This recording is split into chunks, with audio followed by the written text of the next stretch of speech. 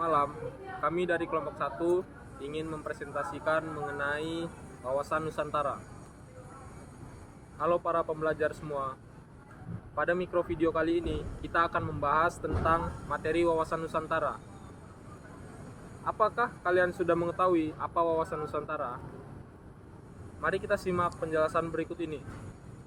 Wawasan Nusantara ditunjukkan untuk membekali mahasiswa dengan kemampuan dasar dan pengetahuan mengenai keberagaman wilayah, budaya, sumber daya alam, serta potensi Indonesia sebagai negara kepulauan yang luas.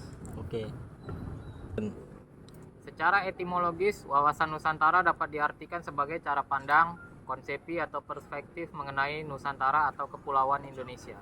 Wawasan Nusantara merupakan sudut pandang Indonesia terhadap dirinya sebagai negara kepulauan. 2. Secara yuridis, wawasan Nusantara sudah diakomodasikan dengan jelas dalam Undang-Undang Dasar 1945 sebagai landasan konstitusional bagi NKRI sebagai negara kepulauan. Hal ini memberikan justifikasi hukum alam bagi penegakan kedaulatan Indonesia atas laut teritorialnya. Yang ketiga, secara teoritis, wawasan Nusantara memberikan landasan konseptual bagi Indonesia sebagai negara maritim dalam memandang dirinya sebagai satu kesatuan politik. Wawasan Nusantara sangat penting untuk menjaga NKRI sebagai negara maritim yang berdaulat secara politik, ekonomi, seni budaya, dan pertahanan. Histori sosiologi dan politik tentang wawasan Nusantara. Untuk mewujudkan persepsi yang sama bagi seluruh warga negara Indonesia antara kompleks dan konteks, sosiologi, politis, serta pantangan yang harus dihindari adalah perbuatan tindakan yang menanggapi norma-norma etika, moral, nilai agung, atau tindakan anarkis menuju ke arah disintegrasi bangsa. Namun demikian, kewilayahan negara tidak dapat diganggu-gugat sebagai warga mati yang normatif. Secara historis, gagasan wawasan Nusantara sudah ada sejak zaman kerajaan-kerajaan di Nusantara seperti Sriwijaya dan Majapahit, yang wilayah kekuasaannya mencakup sebagian besar wilayah di Indonesia.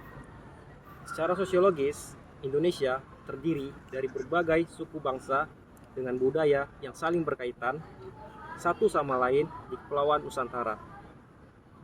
Secara politis, wawasan Nusantara mendasari pembentukan NKRI sebagai negara kepulauan yang bersatu dan berdaulat. Dengan adanya konsepsi, wawasan Nusantara menjadi sangat luas dan beragam isi flora dan fauna menjadi sangat luas, serta penduduk yang memahami wilayah itu. Namun demikian, esensi wawasan Nusantara yang mengajak seluruh warga negara untuk memandang luasnya wilayah dan keberagaman yang ada di dalam sebagai satu kesatuan. Dinamika yang berkembang itu, misalnya jika pada masa lalu penguasa wilayah dilakukan dengan pendidikan militer, maka sekarang lebih ditekan pada upaya perlindungan dan pelestarian alam di wilayah tersebut. Tantangan yang berubah misalnya dari perubahan dari bisa cut gak?